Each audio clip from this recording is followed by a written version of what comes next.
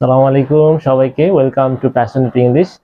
তো আজকে আমাদের আর্টিকেলের লেকচার নাম্বার 2 এবং আমরা বিগত ক্লাসে আমরা আর্টিকেলের প্রথম পর্ব বা লেকচার 1 আমরা নিয়ে আলোচনা করছিলাম। সেখানে বেসিক্স কিছু আলোচনা করা হয়েছে এবং একটা ধারণা দেওয়ার চেষ্টা করেছিলাম যে আর্টিকেল আসলে কি, কিভাবে সে কাজ করে এবং আমরা কিভাবে ইউজ করব বিষয়গুলো।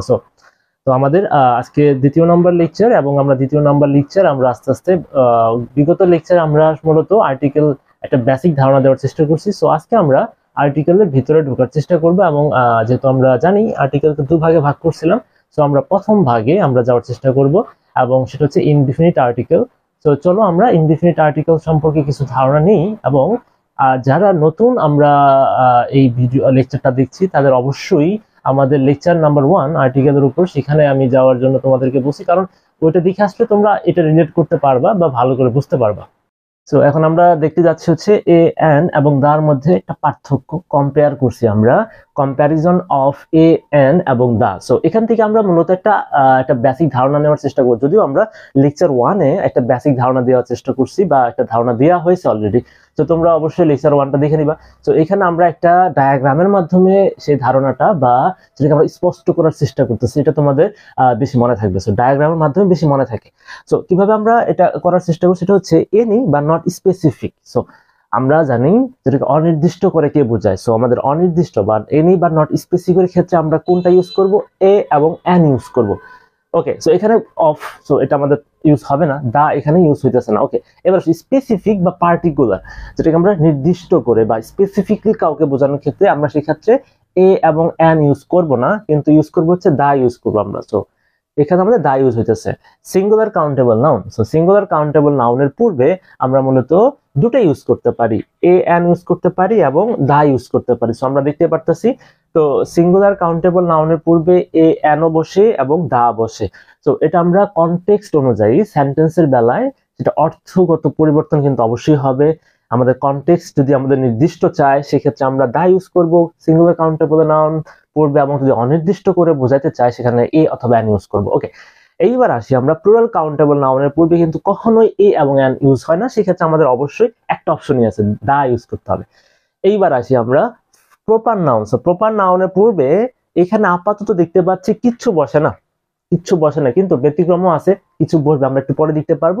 এবং আনকাউন্টেবল নাউনের পূর্বে আমরা কখনো এ এবং এন বসাইতে পারবো না, সেক্ষেত্রে আমরা বসাবো হচ্ছে, সেক্ষেত্রে আমরা দা ইউজ করতে পারবো। সো এটা ছিল খুবই সিম্পল ওয়েতে, যদি আমি বলি খুবই সিম্পল ওয়েতে আমাদের এই হচ্ছে এই কম্প্যারিজনটা করা হয়েছে। সো এখন তোমাদের কিছু প্রবলেম হইতে পারে, সেটা হচ্ছে আমরা সিঙ্গুলার কাউন্টেবল নাউন কি বা প্লুরাল কাউন্টেবল নাউন কি বা আনকাউন্টেবল নাউন কি, তো এগুলা নিয়ে তোমাদের একটু কনফিউজিং থাকতে পারে। সো আমরা এখন এইগুলা কনফিউজ যেন না থাকে সেটা আমরা চেষ্টা করবো। তো তোমরা এই জিনিসটা একটু নোট ডাউন করে রাখো সে পর্যন্ত, আমরা নেক্সট স্টেপে যাওয়ার আগ পর্যন্ত। ওকে, তো আমরা এখন যে বিষয়টা দেওয়া তোমাদের জন্য একটা ক্লিয়ার ধারণা দেওয়ার চেষ্টা করছি, তো সেটা হচ্ছে আমাদের সিঙ্গুলার কাউন্টেবল নাউন কি, প্লুরাল কাউন্টেবল নাউন কি, এই দুটা নিয়ে আলোচনা করবো এখন আপাতত। কারণ তোমরা যদি সিঙ্গুলার প্লুরাল কাউন্টেবল নাউন ধরতে না পারো তাহলে কিন্তু তোমাদের জন্য সমস্যা, তো বিরাট সমস্যা, তাহলে আমরা আসলে নির্দিষ্ট অনির্দিষ্ট বুঝতে পারবো না। ওকে, দেখো সিঙ্গুলার কাউন্টেবল নাউন। ওকে, প্রথমত এখানে আমাদের আছে কাউন্টেবল, হ্যাঁ, গণনা যোগ্য। কাউন্টেবল মানে আমরা গণনা করতে পারি এমন কোন নাউনকে। তো আবার সিঙ্গেল, তার মানে গণনা করতে পারি, আমরা সিঙ্গেল রূপে গণনা করতে পারি। এর মানে কি, সিঙ্গেল রূপে গণনা করার মানেটা হইলো যেটাকে আমরা one person, one place, one thing বা ওয়ান আইডিয়া বা ওয়ান আইটেম, যদি আমাদের নাউনটাকে আমরা একক হিসাবে থাকে, নাউনটা যদি আমরা একক হিসাবে পাই বা ওয়ান পারসন মানে একটা পারসন পাই, একটা প্লেস পাই, একটা কোনো কিছু বিষয় অথবা একটা আইডিয়া, মানে ওয়ান আইটেম বা একক হিসাবে যদি তাকে পাই সেটাকে বলে সিঙ্গুলার কাউন্টেবল নাউন। যেমন আমরা একটা এক্সাম্পল দিচ্ছি, বুক, এ বুক, অ্যান এগ। তো এখানে কিন্তু একটা বই, একক বই হিসাবে চিন্তা করতেছি, একটা বই অবশ্যই কাউন্ট করা যাবে এবং একটাই থাকবে এখানে, ওয়ান। তার মানে এখানে an egg, so an egg এর বেলায় আমরা বলতে পারি একটা ডিম বলা হয়েছে এখানে, so one article, one item. এইবার আসি plural countable noun. So plural countable, এটাও যদিও কাউন্টেবল নাউন, সো এটা দেখতে পারতেছি এটাও কাউন্টেবল নাউন, এটাও কাউন্টেবল নাউন, কিন্তু সিঙ্গুলার কাউন্টেবল নাউনে কি ছিল, একটা ছিল, ওয়ান ছিল। আর এখানে প্লুরাল যেহেতু আমরা জানি, সিঙ্গুলার মানে সিঙ্গেল, সো আমরা এবার বুঝতে পারি এক, আর প্লুরাল মানে একের বেশি, একের অধিক। তার মানে এখানে বলতে পারি না more than one, multiple item. So singular countable যদি বলি ওয়ান, আর এখানে আমরা প্লুরাল কাউন্টেবল হবে মোর দেন ওয়ান। আর সিঙ্গুলার কাউন্টেবল যদি হয় ওয়ান আইটেম, প্লুরাল কাউন্টেবল হবে আমাদের মাল্টিপল মানে একাধিক বিষয়। তো বিষয়টা কি, আমি যখন প্লুরাল কাউন্টেবল নাউনটা আমি তো তোমার বোঝানোর চেষ্টা করি, যেমন এ বুক বলছিলাম, তার মানে এখানে একটা বই ছিল। যখনই আমরা বুকস বলবো, তখন কিন্তু একটা বই না, তার মানে এখানে একাধিক বইয়ের কথা বলছে। তার মানে এখানে আমাদের অনেকগুলা কাউন্টেবল নাউন আছে যেটা আমরা গুনতে পারি। একাধিক বই, সেখানে 2টা থাকতে পারে, 4টা থাকে, 10টা 12টা থাকতে পারে, কিন্তু আমরা গুনতে পারতেছি। প্রথমত কাউন্টেবল, কিন্তু আমাদের একাধিক বোঝাইতেছে, সিঙ্গুলার না, সিঙ্গেল না, এজন্য একে বলে প্লুরাল কাউন্টেবল নাউন। তো আমরা সিঙ্গুলার কাউন্টেবল নাউন থেকে আমরা আসলে প্লুরাল কাউন্টেবল বানাইতে পারি, সিঙ্গুলার কাউন্টেবল নাউন থেকে প্লুরাল বানাইতে পারি। সো এটা কিভাবে বানাইতে পারি, যদি দেখি সিঙ্গুলার, যেমন আমরা লাস্টে যদি দেখি যে কোথাও এরকম কিছু আছে, S X Z C C S H, সেক্ষেত্রে আমরা ই এ যুক্ত করলেই হয়ে যাবে প্লুরাল কাউন্টেবল নাউন। তো ই এ যুক্ত করলেই হবে প্লুরাল কাউন্টেবল নাউন। আচ্ছা, যদি কোনো শেষে ওয়াই থাকে, তার শেষে আই এর যুক্ত করলে হয়ে যাবে প্লুরাল কাউন্টেবল নাউন, এবং এফ বা এফ ই থাকলে ভি এর যুক্ত করলেই প্লুরাল কাউন্টেবল নাউন। তো আমরা একটা এক্সাম্পল দেওয়ার চেষ্টা করি, যেমন ধরো আমরা দিলাম হচ্ছে ক্লাস, CLASS। তো আমরা দেখি ক্লাস, এখানে আমাদের একটা ক্লাস বুঝাইতেছে, সেটা সিঙ্গুলার কাউন্টেবল নাউন। এইটাকে যদি আমরা প্লুরাল কাউন্টেবল নাউনে কনভার্ট করতে চাই, আমরা দেখতে পারতেছি লাস্টে এস আছে, আমরা জানি এস থাকলে ই এস যুক্ত করে প্লুরাল কাউন্টেবল করতে হয়। তার মানে আমরা কি বলবো, ক্লাসেস। তাহলে ক্লাসেসটা কিন্তু আর সিঙ্গুলার হলো না, এটা আমাদের প্লুরাল কাউন্টেবল নাউন। সো এটা আমাদের প্লুরাল কাউন্টেবল নাউন। তো সিমিলারলি এফ অথবা এফ ই থাকলে ভি ই এর যুক্ত করে প্লুরাল কাউন্ট হয়। যেমন আমরা যদি বলি LEF, লিফ, তো এটাকে আমরা ইচ্ছা করলে প্লুরাল কাউন্টেবল করতে পারি এভাবে, LEAVES। সো লিফ মানে পাতা। সো এখানে যখন পাতা বলছে তখন আমাদের ওয়ান পাতা বা একটা পাতাকে বোঝানোর চেষ্টা করতেছে, হ্যাঁ। আর লিভস বলতে পাতাগুলি বা অসংখ্য পাতাকে বোঝানোর চেষ্টা করতেছে, এটাকে আমরা বলি singular plural countable noun. So এখানে কিছু এক্সাম্পল দিলাম, এক্স অনেকগুলি ডিম, একাধিক মাল্টিপল আইটেম আছে, এখানে অনেকগুলি আছে, প্লুরাল কাউন্টেবল নাউন। শিপ, তো শিপ বলতে কিন্তু আমাদের একটা ভেড়াকে বোঝানো হইতেছে না এখানে। সো শিপ বলতে এখানে আমাদের ভেড়ার পাল বা যতগুলো আমাদের ভেড়া আছে সবাইকে বোঝাতেছে, একাধিক। সো ফিশ, ফিশ বলতে কিন্তু আমাদের ওয়ান ফিশকে বোঝাইতেছে না, যে কোনো একটা ফিশকে বোঝাচ্ছে না, এখানে পুকুর বলো যেখানে বলো সব সামগ্রিকভাবে সকল ফিশকে বোঝানোর চেষ্টা করছে, একাধিক ফিশ, অনেকগুলো ফিশ আছে। তো এটা ছিল প্লুরাল কাউন্টেবল এবং সিঙ্গুলার কাউন্টেবল। তো তোমরা এটা নোট ডাউন করে রাখো, আমাদের বুঝতে সুবিধা হবে এবং পরবর্তীতে তোমরা বুঝে নিবা সুন্দর। ওকে, তো এবার আমরা এই হচ্ছে প্রথমে আমরা একটা ডায়াগ্রাম দেখেছিলাম, সেখানে আমরা 6টা মতো কম্পারিজন করছি, কাউন্টেবল আগে কে বসে, আনকাউন্টেবল আগে কে বসে, সিঙ্গুলার কাউন্টেবল, প্লুরাল কাউন্টেবল আগে কে বসে। তো সেটাকে আমরা আরো ডিটেইলে বোঝার জন্য আমরা কিছু এক্সাম্পলের মাধ্যমে দেখানোর চেষ্টা করছি, এবং এই কনসেপ্টটা বা এইটা খুবই বেসিক ভাবে কাজ করে আর্টিকেল বোঝার জন্য, এবং আমরা খুব সুন্দর করে আমরা মনোযোগ দেব। দেখো, তো a teacher an egg, so আমরা দেখতে পারতেছি a teacher an egg. So আমরা এগ এর পূর্বে অ্যান ইউজ করছি, টিচার থেকে এ ইউজ করছি। সো এখানে আমরা এ কেন ইউজ করছি, অ্যান কেন ইউজ করছি, সেগুলা ডিটেইলে না গিয়ে আমরা আসলে দেখো কিভাবে আর্টিকেল গুলা বসানো হয় সেভাবে আমরা বোঝার চেষ্টা করি। আগে দেখো, এ টিচার একজন শিক্ষককে বোঝাচ্ছে, একজন শিক্ষক, অ্যান এগ একটি ডিমকে বোঝাচ্ছে। তার মানে এখানে যে একজন শিক্ষক, মানে অনেকগুলা শিক্ষক আছে, তার মানে কিন্তু একজনকে বোঝাচ্ছে। এখানে কিন্তু আমাদের এনি, যে কোনো শিক্ষককে বোঝাইতে পারে, অ্যান এগ যে কোনো আমাদের ডিমকে বোঝানো হয়েছে এখানে। নট পার্টিকুলার, নট পার্টিকুলার মানে পার্টিকুলার না, স্পেসিফিক না, নির্দিষ্ট কোনো এগ বা নির্দিষ্ট কোনো শিক্ষককে বোঝায় নাই। সো এটাকে আমরা ওই কম্প্যারিজনের যে আমরা একটা ডায়াগ্রাম দেখছিলাম বক্স, সো বক্সের এনি অ্যান্ড নট পার্টিকুলার আগে যে আমরা এই অথবা অ্যান ইউজ করি সেটার ব্যবহার দেখলাম।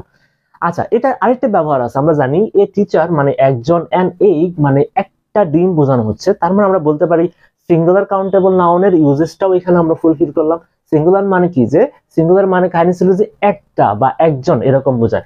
ওকে, এইবার আসো, এবার আমরা টিচার পূর্বে এন্ড এগ এর পূর্বে দা ইউজ করলাম। সো আমরা জানি দা ইউজ করলাম, আমরা দা ইউজ করতে পারি সো কনটেক্সট অনুযায়ী। সো আমরা যদি দা টিচার ইউজ করি বা দা এগ ইউজ করি, কিন্তু এটার মতো কিন্তু অর্থ দেবে না। সো এটা কেমন অর্থ দিবে দেখো, দা টিচার এবং দা এগ যদি আমরা ইউজ করি সেই ক্ষেত্রে আমাদের অর্থ দিবে, স্পেসিফিক অর্থ দিবে। মানে কি, দা টিচার শিক্ষক, ওই শিক্ষকটা মানে নির্দিষ্ট কোন শিক্ষককে বোঝানো হচ্ছে এখানে। দেখি যদি দা টিচারের মতো দা এগ, সো আমরা দা এগ যদি চিন্তা করি যে ডিমটি, তার মানে তুমি আগে থেকে এখানে নির্দিষ্ট করা আছে কোন ডিমটি বা কোন ডিমগুলা এখানে বলা হয়েছে। সো এখানে দা এগ যখন আমরা বলবো তখন স্পেসিফিক্যালি কোন ডিমগুলাকে বা কোন ডিমটাকে বোঝানো হয়েছে এখানে। সো একই সাথে এখানে আমাদের সিঙ্গুলার কাউন্টেবল নাউনের ইউজেস হয়ে গেল, কারণ এখানে আমাদের একটা ডিমের কথাই বলছে, একটা টিচারের কথাই বলছে, কিন্তু জাস্ট এখানকার সাথে এখানকার ডিফারেন্স যতটুকুই, এখানে আমাদের অনির্দিষ্ট একটাকে বলছে আর এখানে নির্দিষ্ট কোনো একজন বা একটাকে বলছে। ওকে ডান। এইবার আসো, এইবার এই টিচার্স যদি আমরা এই টিচার এবং এই এগ বা এই এগ এর সাথে যদি আমরা এস যুক্ত করি টিচার্স বা এক্স, তার মানে তখন দাঁড়াইলো কি বলতো, তখন হয়ে যায় আমাদের plural countable noun. Plural countable noun, teachers মানে অনেকগুলি শিক্ষকদের বোঝানো হচ্ছে, আর এক্স মানে হচ্ছে অনেকগুলা ডিমকে বোঝানো হচ্ছে। তার ক্ষেত্রে এই ক্ষেত্রে তুমি কিন্তু জীবনেও এখন এই ক্ষেত্রে তুমি কিন্তু জীবনেও এ টিচার্স বলতে পারবা না, এ টিচার্স বলতে পারবা না, অথবা এন এক্স বলতে পারবা না, এন এক্স বলতে পারবা না। কেন বলতে পারবা না? তো আমরা প্রথমত জানি যে প্লুরাল কাউন্টেবল নাউনের পূর্বে আমাদের কি ইউজ হয়? দা ইউজ হয়। সো এটা আমরা ফার্স্ট আমরা সেই বক্সে দেখে আসছি। সো প্লুরাল কাউন্টেবল নাউনের পূর্বে দা ইউজ হয়। সো সেই ক্ষেত্রে দ্য টিচার্স বলতে শিক্ষকদের বোঝাইছে, নির্দিষ্ট করে কোনো গ্রুপ অফ শিক্ষকদের বোঝানো হয়েছে, অনেকগুলো শিক্ষকদের বোঝানো হয়েছে। সেম ওয়ে দ্য এগস বলতে এখানে অনেকগুলি ডিমকে নির্দিষ্ট করে বলা হয়েছে। সো কেন আমরা এ টিচার্স এন্ড এগস বলতে পারবো না? এ মানে হচ্ছে একটি, টিচার্স মানে শিক্ষকগুলি। সো একটি শিক্ষকগুলি, এটা কিভাবে সেন্স, মানে এটা তো কোনো অর্থ সেন্স দেয় না, একটি শিক্ষকগুলি। সো এখানে আমাদের সিঙ্গুলার আছে প্লুরাল, প্লুরাল তো পাশাপাশি বসতে পারে না, তার মানে এখানে আমরা কখনোই আমরা কি ইউজ করতে পারবো না, কোনো একটি বা একটা বা এন এগুলো আমরা ইউজ করতে পারবো না। খুবই সিম্পল হইতে আমরা যদি বলি, আবার এন এর জায়গায় আমরা এন এক্স বলতে পারবো না, কারণ এক্স বলতে অনেকগুলি ডিমকে বোঝানো হচ্ছে, আর এ মানে এন হচ্ছে এক, এ হচ্ছে এক অনেকগুলি ডিম। তাহলে কিরকম অর্থ হলো তোমরা চিন্তা করো, অর্থ কিন্তু দেয় না। এর জন্য আমাদের এখানে কখনোই এই প্লুরাল কাউন্টেবল নাউনের পূর্বে এ অথবা এন বসবে না। Okay, next the water, the rice. So এখানে আমরা কোনটার ইউজেস দেখতেছি? কাউন্টেবল নাউন, আনকাউন্টেবল নাউনের ইউজ দেখতেছি। আনকাউন্টেবল নাউন কি ছিল? আনকাউন্টেবল নাউন ছিল যেটাকে আমরা কি করতে পারি না, গণনা করতে পারি না, কোনোভাবে আমরা কি করতে পারি না, গণনা করতে পারি না, সেটাকে বলে আনকাউন্টেবল নাউন। সো দেখো ওয়াটার, সো ওয়াটার হচ্ছে পানি এবং রাইস হচ্ছে চাল। তো এই ক্ষেত্রে আমরা কখনোই কিন্তু ওয়াটারকে আমরা গণনা করতে পারি না, রাইসকে গণনা করতে পারি না। সো এখানে আমরা কেন দা ইউজ করলাম? সো আমরা জানি আনকাউন্টেবল নাউনের পূর্বে দা ইউজ হয়। সো এখানে তুমি যদি এখন এ ওয়াটার চিন্তা করো, দেখো এ ওয়াটার অথবা এ রাইস, দেখো তো কোন অর্থ দেয়? একটি পানি, এ ওয়াটার মানে একটি পানি, এ রাইস মানে হচ্ছে একটি চাল। তো কিভাবে? সো কন্টেক্সট অনুযায়ী এই রাইসটা আমরা ইউজ করতে পারি, ঠিক আছে। দেখো একটি ওয়াটার, একটি পানি, সো একটি পানি তুমি কি কখনো এটাকে অর্থপূর্ণ করতে পারবা না? এই ওয়াটার দিয়ে আমরা কখনো অর্থপূর্ণ হয় না, এখানে একটি পানি হয় না। তার মানে এই ক্ষেত্রে আনকাউন্টেবল এর পূর্বে আমরা দা ওয়াটার ইউজ করব অথবা দা রাইস ইউজ করবো। এখন অনেক সময় কাউন্টেবল আনকাউন্টেবল তোমাদের প্রবলেম হতে পারে, আনকাউন্টেবল ধরতে পারো না। যদি না পারো, জাস্ট তুমি একটা জিনিস মেনটেন করবা, এটা শর্টকাট ওয়েতে বোঝার জন্য। তুমি যে কোনো নাউন তুমি কিন্তু ধরতে না পারো এটা কি কাউন্টেবল নাকি আনকাউন্টেবল, সেক্ষেত্রে তুমি একটা কাজ করবা, এ এবং এন এর পূর্বে বসাবা। যদি অর্থ দেয় তাহলে হচ্ছে কাউন্টেবল, আর যদি অর্থ না দেয় আনকাউন্টেবল। কেমনে?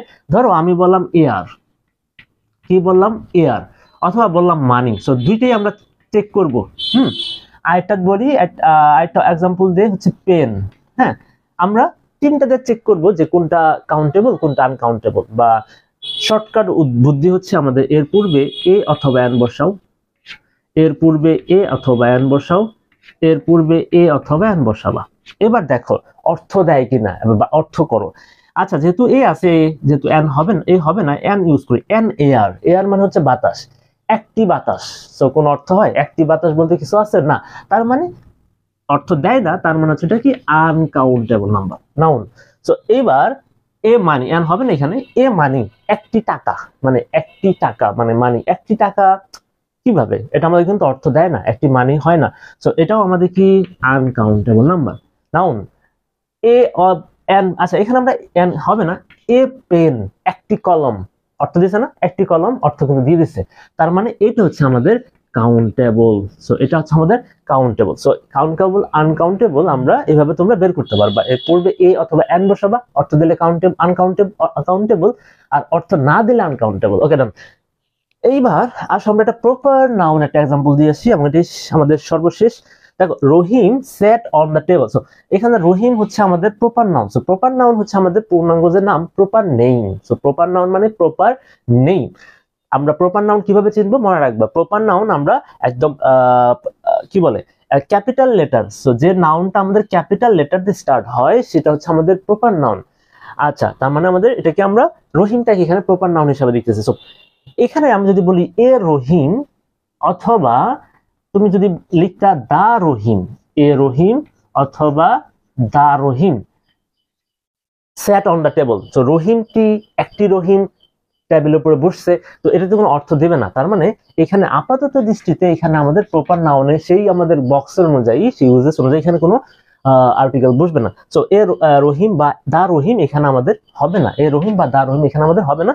কারণ কি, রহিম হচ্ছে আমাদের প্রপার নাউন এবং প্রপার নাউনের পূর্বে আমাদের কোনো আর্টিকেল বসে না ইন জেনারেল। কিন্তু একটা ব্যতিক্রম আছে, আমরা সেটা ইউজেস দেখতে পারবো। প্রপার নাউনের পূর্বে বসে, তো আমরা একটু পরে দেখব। সো এই তো ছিল তোমাদের হচ্ছে আমরা যেগুলা দেখলাম, আমাদের যে ইউজেস গুলা দেখলাম, সো একটা বেসিক ধারণা দেওয়ার চেষ্টা করছে। সো এই বেসিক ধারণা দিয়ে তোমার একটা ক্লিয়ার একটা আন্ডারস্ট্যান্ডিং তৈরি হয়েছে যে আসলে আর্টিকেল গুলো কিভাবে কাজ করে। তো তোমরা একটু নোট ডাউন করে রাখো। সো আপাতত আমরা যতটুকু দেখতে পারলাম সেটা হচ্ছে আমাদের আজকের লেকচার এ পর্যন্ত থাক। আমরা নেক্সট লেকচারে আমরা এ এন্ড ইউজেস আমরা দেখব এবং তারপরে লেকচারে আমরা দা কভার করব। তো আগামী দুটা লেকচারে আমরা ইনডিফিনিট আর্টিকেল কভার করব এবং ডিফিনিট আর্টিকেল কভার করব।